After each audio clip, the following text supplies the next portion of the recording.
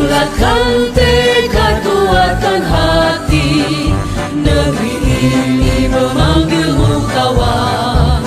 Belajar bergerak berbagi untuk negeri, guru penggerak majukan pendidikan. Bismillahirrahmanirrahim. Assalamualaikum warahmatullahi wabarakatuh. Di sini saya pribadi akan minta informasi, minta pendapat dan juga wawasan dari Ibu selaku kepala sekolah mengenai pengambilan keputusan.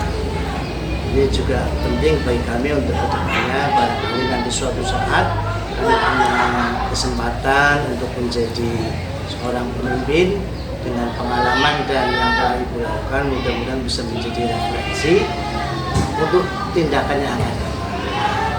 Untuk itu kami nanti mohon kesediaan Ibu untuk sekedar berbincang, bukan menjawab ya Bu, tapi istilahnya menanggapi yang perlu kami sampaikan nanti, sehingga dengan tanggapan dan informasi dari Ibu yang disampaikan bisa menambah hasanah dan wawasan bagi kami dan itu ya kira-kira. Terima kasih. Oke Ibu, untuk memasuki atau memulai pertanyaan yang pertama, di sini akan kami mintai tanggapan atau pendapat Ibu tentang kasus-kasus yang mengenai dengan dilema etika dan juga moral. Bagaimana Ibu dapat mengidentifikasi apakah itu dilema etika atau itu rujukan moral? Saya pada saat ada permasalahan seperti itu, kita kelompokkan dari sudut pandang yang dan moral maupun hukum. Jika permasalahan itu berkaitan dengan hukum, otomatis berkaitan dengan benar atau salah, tidak benar-benar saja. Tapi kalau itu urusannya dengan benar-benar saja, tidak permasalahannya, yaitu itu masuk dalam kategori etika. Sedangkan untuk permasalahan yang berkaitan dengan norma moral atau hukum, itu ya kita otomatis berkaitan ataupun tidak pun sampai melanggar hukum. Kalau misalkan saja yang berkaitan dengan masalah melanggar hukum, otomatis ada perbedaan mana itu salah, mana itu benar. Seperti itu saja. Terima kasih Ibu atas jawabannya. Ini memasuki pertanyaan yang kedua. Selama ini bagaimana Ibu menjalankan pengambilan keputusan di sekolah Anda, terutama untuk kasus-kasus di mana ada dua kepentingan yang sama, yaitu sama-sama benar dan sama-sama mengandung nilai kebajikan. Selama ini saya mengidentifikasi permasalahan itu dari sudut pandang menimbang secara matang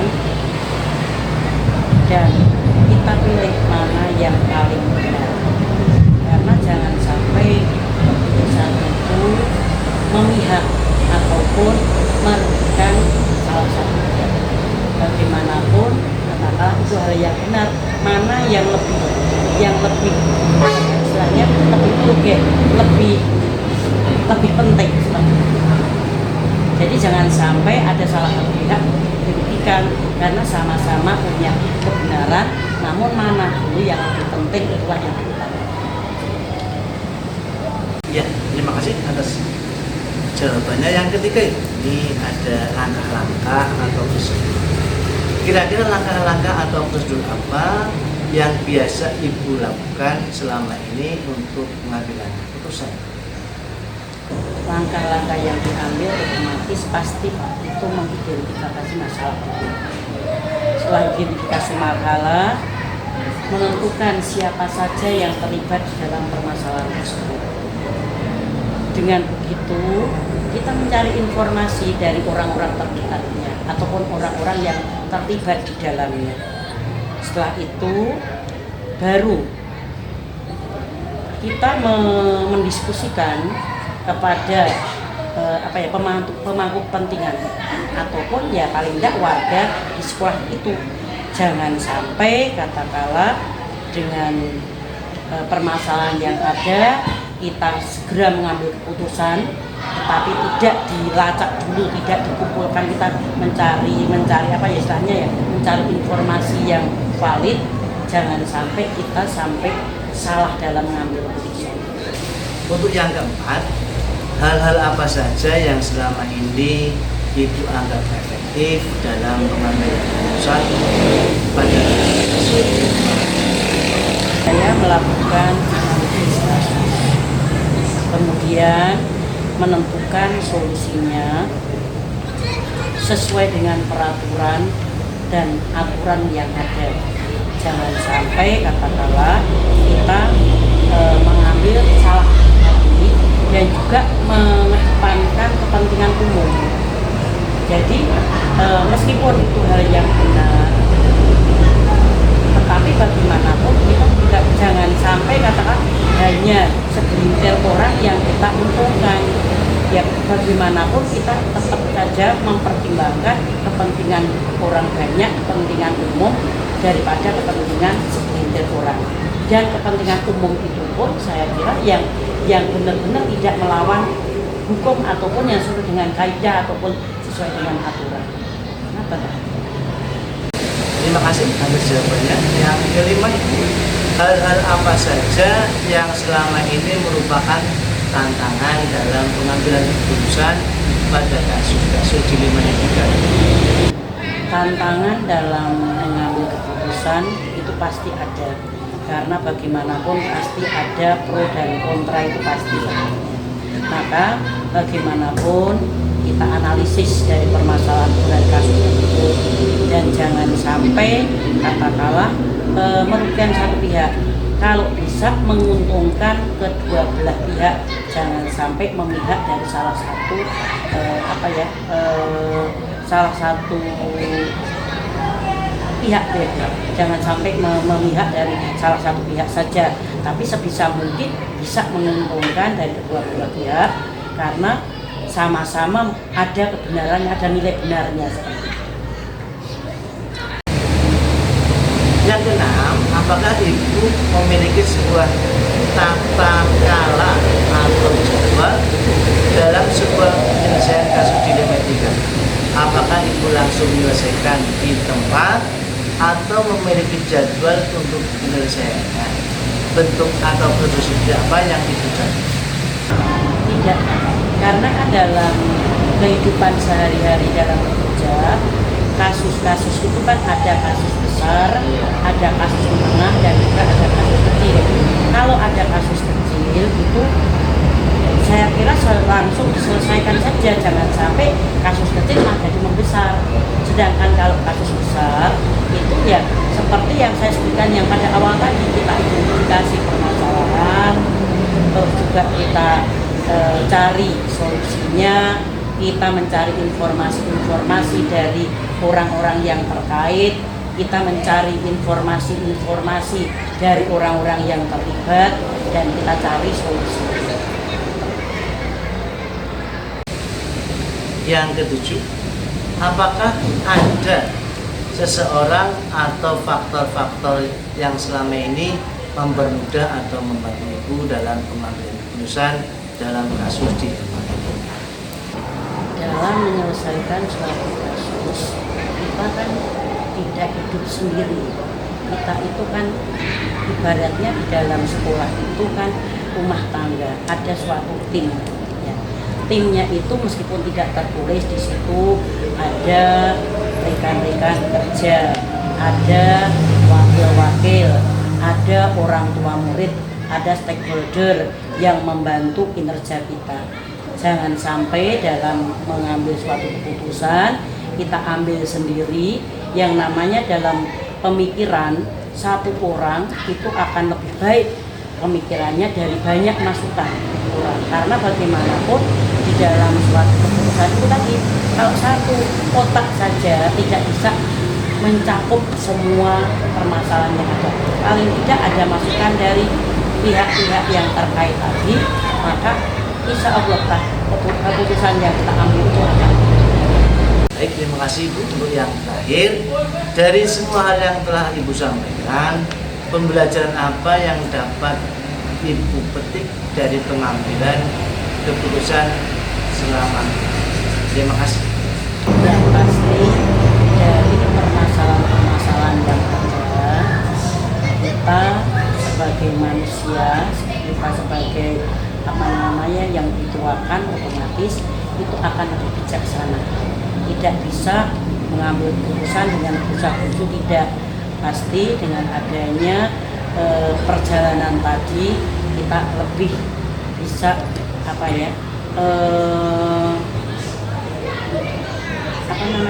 bisa bijaksana, seperti itu. Bisa bijaksana, bisa menganalisis suatu permasalahan itu dengan menempatkan permasalahan itu skala prioritas, mana yang lebih utama, mana yang tidak, mana yang lebih urgen, dan mana yang tidak. Karena bagaimanapun itu semuanya butuh penyelesaian, butuh solusi. Kalau misalkan kita tidak dengan analisis yang benar, bisa-bisa solusi yang kita ambil itu tidak tepat. Terima kasih dari atas waktu dan kesempatannya setelah informasi dan wawasannya. Ke depan mudah-mudahan kami bisa meniru, syukur-syukur bisa lebih baik dari apa yang telah Ibu lakukan, dan bahkan menurut kami sudah sangat baik. Tapi mungkin dengan berbagai pertimbangan dan pertemuan waktu, masalah akan tetap ada, cuma versinya masing-masing. Terima kasih sekali lagi atas waktunya.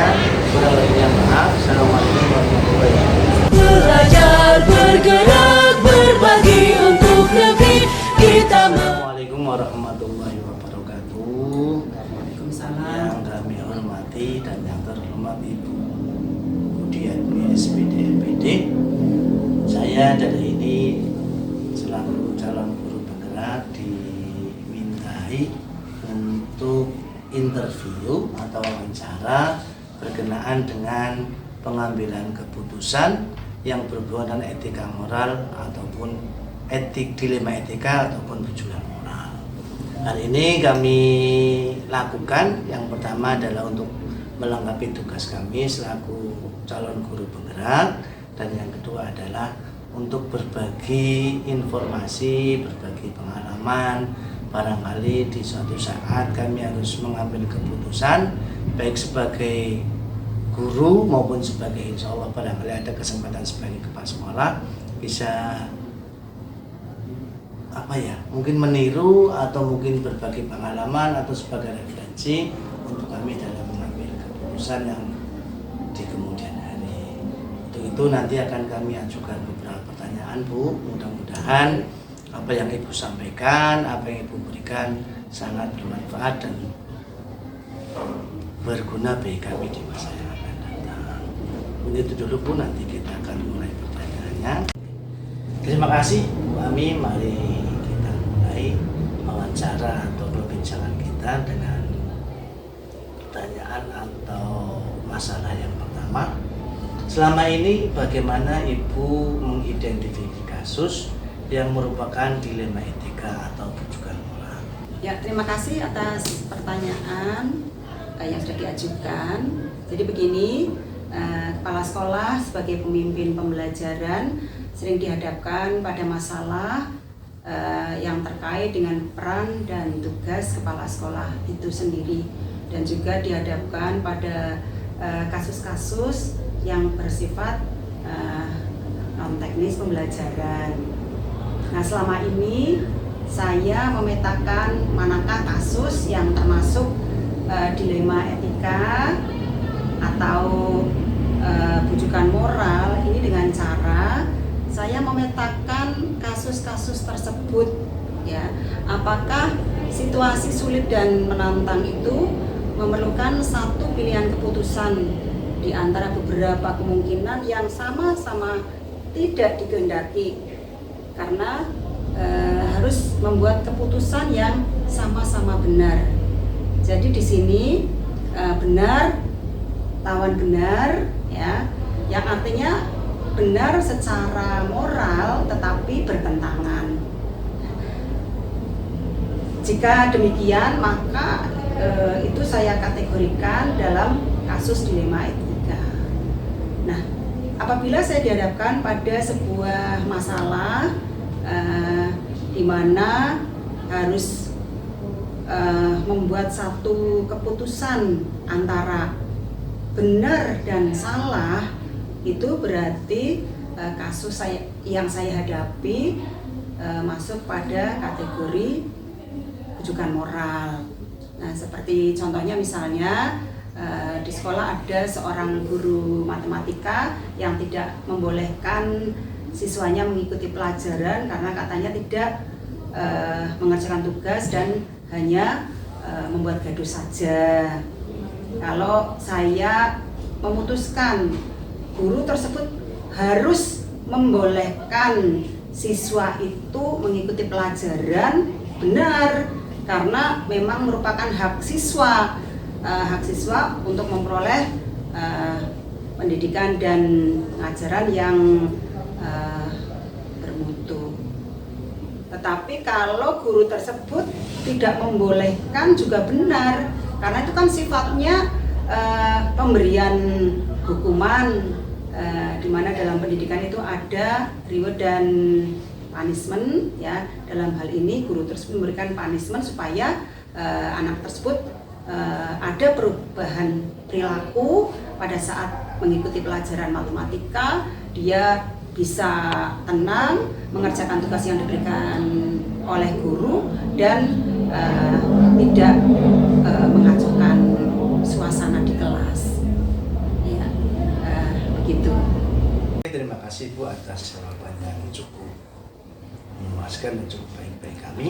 Untuk selanjutnya Ibu, selama ini bagaimana Ibu menjalankan pengambilan keputusan di sekolah Ibu, terutama untuk kasus-kasus di mana ada dua kepentingan yang sama-sama benar atau sama-sama mengandung nilai kebajikan. Ya, selama ini dalam menjalankan pengambilan keputusan di sekolah, terutama untuk kasus-kasus di mana ada dua kepentingan yang sama-sama benar dan sama-sama mengandung kebajikan, biasanya saya itu berpikir tentang basis etika. Ya, jadi saya menggunakan basis etika, kemudian saya juga akan memunculkan rasa kepedulian. Pengambilan keputusan itu juga saya hubungkan dengan apa sih visi misi di sekolah, misalnya pembentukan karakter yang positif, maka itu juga saya jadikan sebagai dasar. Kemudian apa yang saya lakukan biasanya itu selalu mengutamakan kepentingan peserta didik atau murid, ya, selalu berpihak pada murid. Kemudian saya juga akan memperhatikan budaya positif di sekolah, nilai-nilai yang penting di sekolah, sehingga keputusan yang saya ambil itu dapat mewujudkan suatu situasi atau lingkungan yang positif, kondusif, aman, nyaman, dan menyenangkan bagi seluruh warga sekolah. Misalnya untuk kasus studi tour, ya, seorang siswa semula merencanakan mengikuti kegiatan studi tour. Dia sudah mendaftarkan diri ke panitia, sudah memperoleh nomor kursi bus pariwisata dan sudah membayar. Nah, menjelang keberangkatan, dia membatalkan mengikuti kegiatan dan meminta kembali uang pembayaran dengan alasan bapaknya masuk rumah sakit dan uang itu dibutuhkan untuk pengobatan ayahnya. Padahal kan di sini panitia sudah menyetorkan uang itu ke pihak biro. Nah, disinilah dibutuhkan pengambilan keputusan yang bijak. Nah, jika uang dikembalikan, benar, karena pengobatan itu kan lebih penting. Tetapi jika dari pihak panitia tidak mengembalikan pun kan juga benar, ya, karena uang itu sudah disetorkan ke biro. Nah, dalam hal ini keputusan bijak yang saya ambil yaitu saya meminta kepada panitia agar uang siswa yang sudah disetorkan itu dikembalikan saja, ya. Kemudian meminta kepada panitia untuk membuat tugas pengganti sehingga dia tetap dianggap mengikuti kegiatan studi tour dan nantinya akan mendapatkan nilai yang sama dengan lainnya. Oke, terima kasih Bu. Untuk yang selanjutnya, yang nomor 3, langkah-langkah atau prosedur seperti apa yang biasa Ibu lakukan selama ini?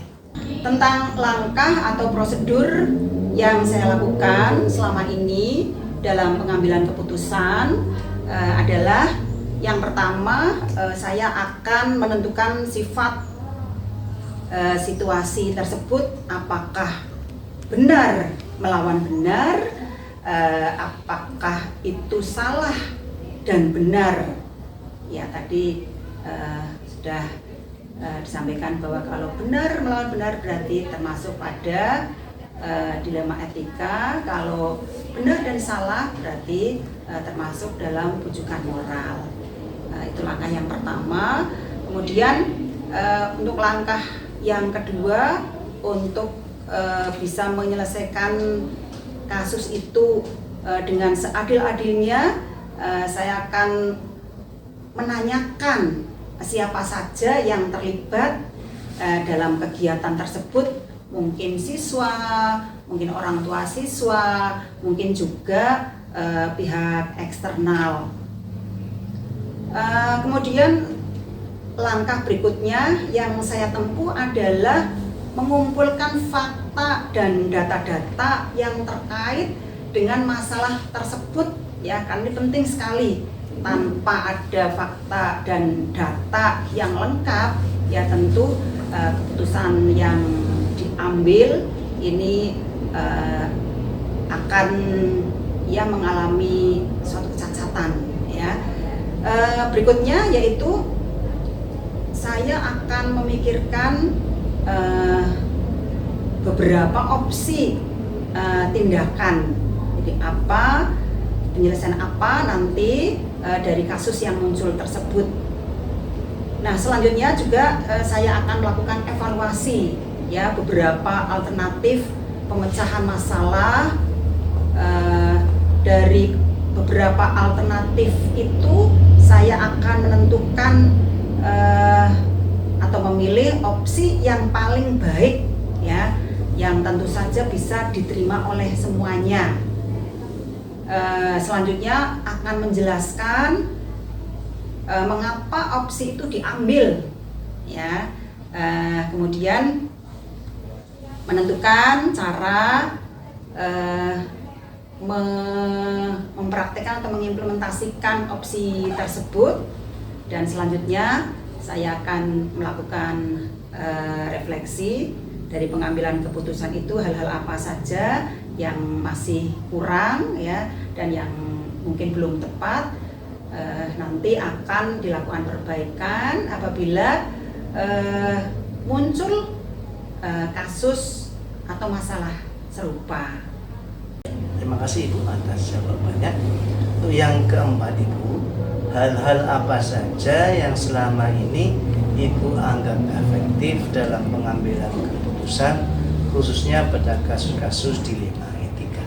Untuk hal-hal yang saya anggap efektif dalam pengambilan keputusan yang saya lakukan, saya akan mendasarkan pada pemahaman yang menyeluruh terhadap pokok masalah, ya. Jadi saya akan menanyakan sedetail-detailnya bagaimana kronologis kejadiannya, kemudian bagaimana itu bisa terjadi, dan hal-hal lain, pokoknya mengupas tuntas, ya, tentang masalah yang terjadi atau yang muncul. Kemudian untuk yang kedua saya anggap efektif kalau keputusan yang diambil dapat dilaksanakan untuk menghasilkan tindakan nyata yang memberikan dampak luas pada kepentingan orang banyak. Jadi tidak hanya dalam skop kecil, tetapi ini bisa dirasakan manfaatnya untuk kalangan yang lebih luas. Terima kasih Ibu atas jawabannya atau masukannya. Untuk yang selanjutnya Ibu yang nomor 5, hal-hal apa saja yang selama ini merupakan tantangan dalam pengambilan keputusan pada kasus dilema etika ini? Bagi saya tantangannya adalah apabila keputusan yang harus saya ambil itu mempertentangkan antara kepentingan individu dan kelompok. Ya, misalnya anak yang ingin bersekolah di suatu tempat tapi tidak memenuhi kriteria, kemudian dia mencoba untuk melakukan pendekatan kepada pihak yang bisa mengantarkan dia masuk ke sekolah tersebut. Nah, ini kalau misalnya diterima kan berarti sifatnya kan untuk kepentingan individu. Tetapi apabila misalnya kita tolak, itu untuk kepentingan yang lebih besar. Ya, jadi ini memang tantangan sulit sekali kadang-kadang untuk menentukan keputusan yang di dalamnya ada kepentingan individu dan kelompok. Kemudian yang kedua, ini apabila kita diminta untuk memilih antara keadilan dan pengecualian, ya, keadilan itu kan berarti perlakuan yang sama bagi semua orang. Nah, pengecualian itu kan berarti di sana berbicara tentang kebaikan hati dan kasih sayang. Nah, disinilah ya, kadang memang benar untuk kita memegang suatu aturan, ya, tetapi terkadang membuat pengecualian itu juga merupakan tindakan yang benar. Nah, ini ya, ini tantangannya di sini, ya. Kadang-kadang hati nurani kita itu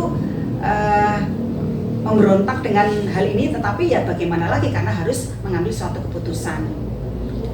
Kemudian yang ketiga, membuat pilihan antara berlaku jujur dan berlaku setia atau bertanggung jawab pada orang lain.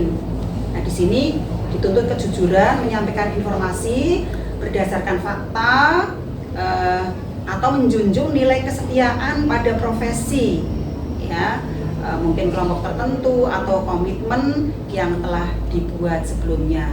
Kadang kita ingin mengatakan yang sebenarnya, tetapi karena sudah terikat dengan suatu kelompok, kalau jujur justru itu menjadi suatu hal yang buruk bagi kelanjutan dari sebuah kepentingan umum, sehingga kadang itu bertolak belakang, ya.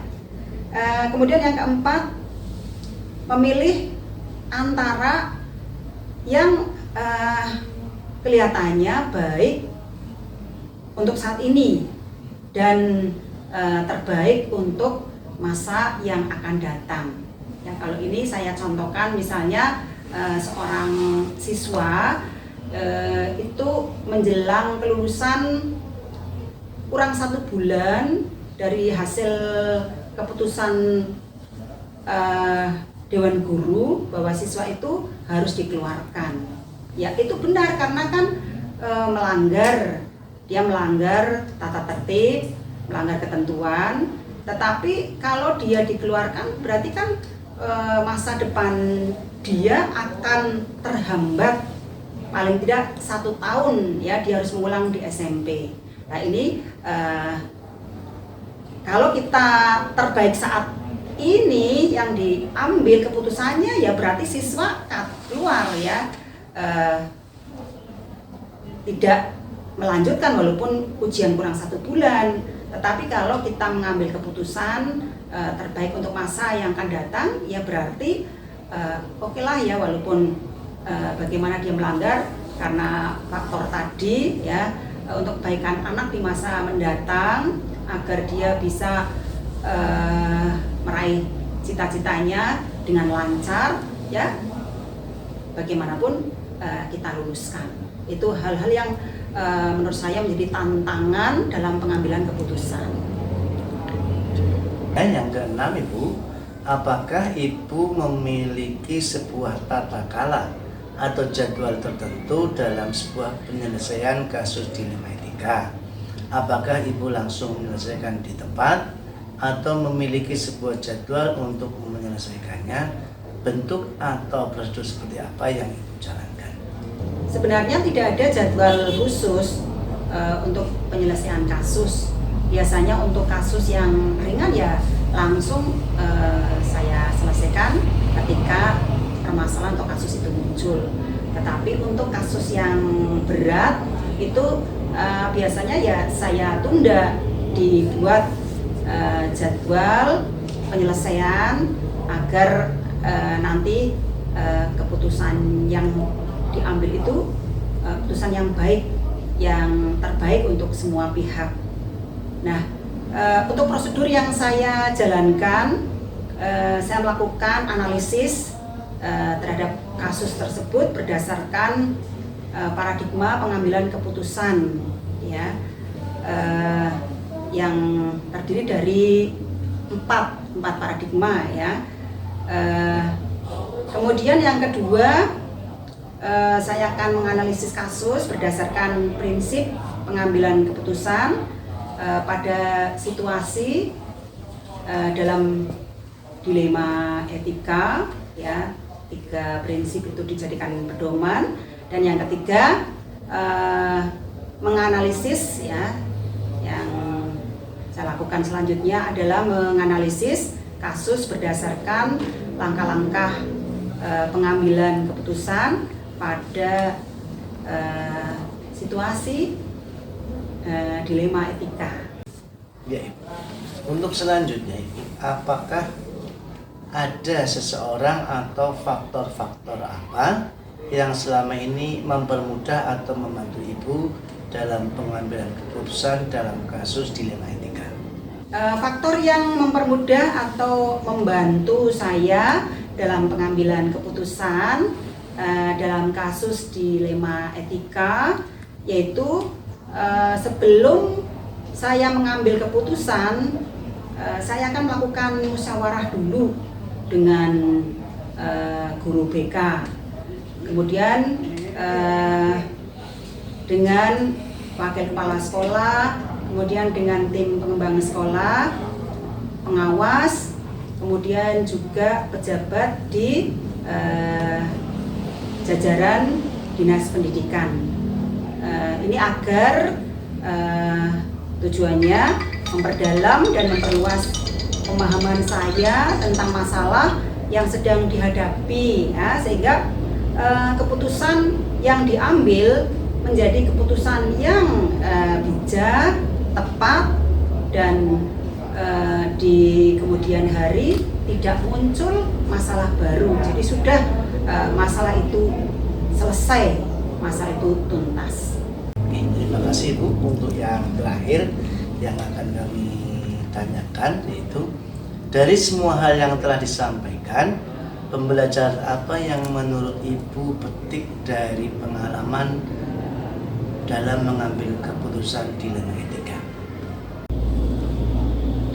Baik, untuk pertanyaan ini, ya, pembelajaran yang dapat dipetik dari pengalaman mengambil keputusan dilema etika ini, saya merasa bahwa ada peningkatan kemampuan dalam pengambilan keputusan yang mendasarkan pada paradigma, prinsip, dan langkah pengambilan keputusan, ya, sehingga keputusan yang saya ambil ini lebih banyak diterima dan bermanfaat untuk orang lain atau orang banyak. Kemudian saya merasakan juga ada peningkatan kemampuan dalam menghadapi masalah. Ini saya lebih sabar, ya. Saya menghadapi dengan kepala dingin dan tidak terbawa situasi yang melibatkan emosi. Terima kasih Ibu atas jawaban-jawaban yang diberikan kepada kami. Mudah-mudahan apa yang Ibu berikan, apa yang Ibu sampaikan melalui pertanyaan dan interview ini bisa menambah wawasan dan menambah khasanah kami dalam pengambilan keputusan. Dan mudah-mudahan Ibu juga selalu diberi kesehatan, keselamatan, kekuatan untuk tetap memimpin SMP Negeri 1 Pemalang. Terima kasih Ibu atas waktunya. Assalamualaikum warahmatullahi wabarakatuh. Waalaikumsalam.